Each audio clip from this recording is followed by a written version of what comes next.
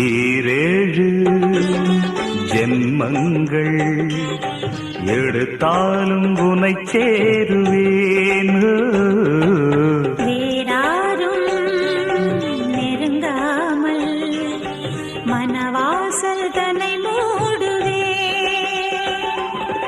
உருவானது நல்ல சிவரஞ்சனி, உனக்காகத்தான் இந்த கீதாஞ்சலி. ராகங்களின் ஆராதனை, மோகங்களின் ஆராதனை.